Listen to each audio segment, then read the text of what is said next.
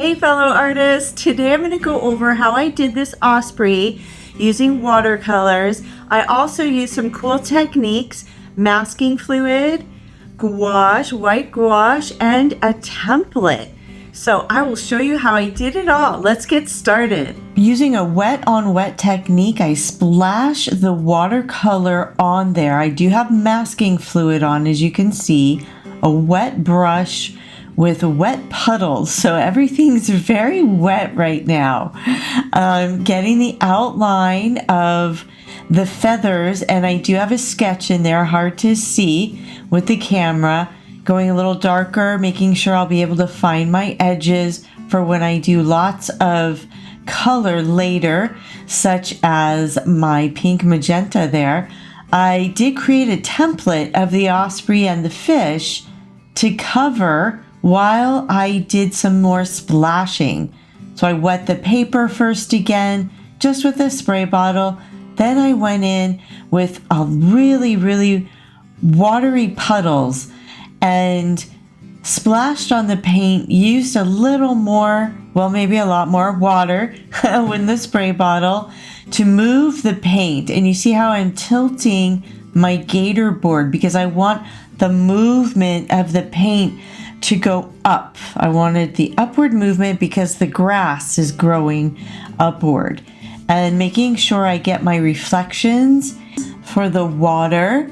Then I'm going to take off the template, removing the template before any of it, dries, any of the watercolor dries onto the wings.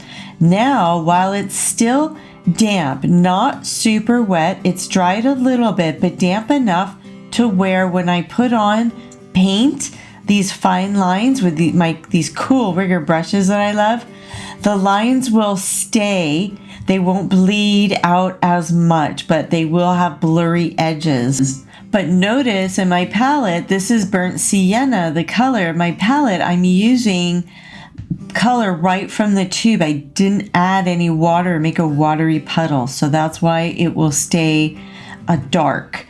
As I'm doing here, getting the edges of the osprey.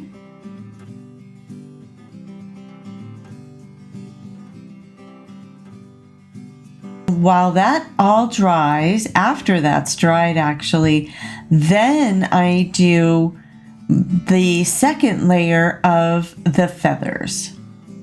And again, this is some thicker paint. This isn't super watery like before, and you can see here doing the second layer of the wing how dark the pigment is, the paint, because I hardly added any water to my puddle.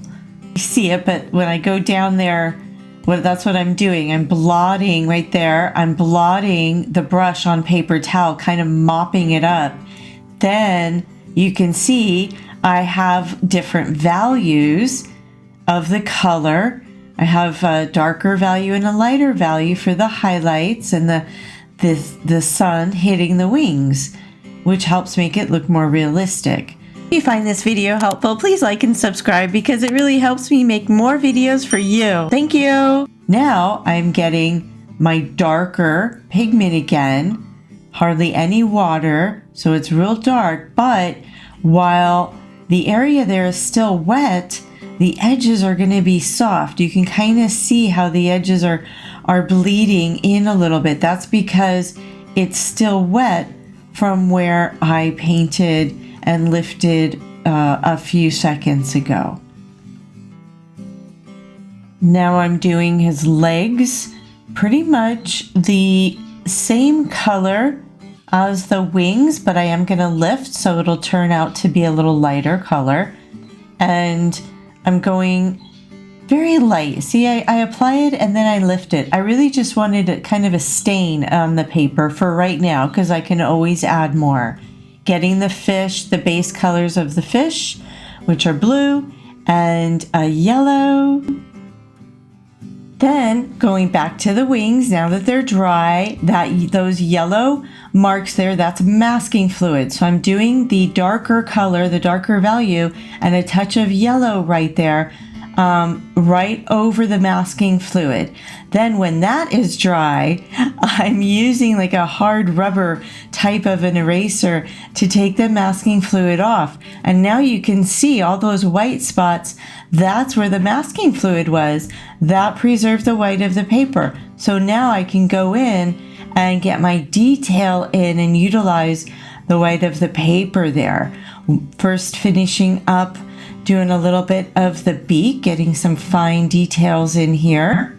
Now I am taking off the masking fluid for the water and had to use my hands here. They are dry, clean, so just be careful with that if you use your hands.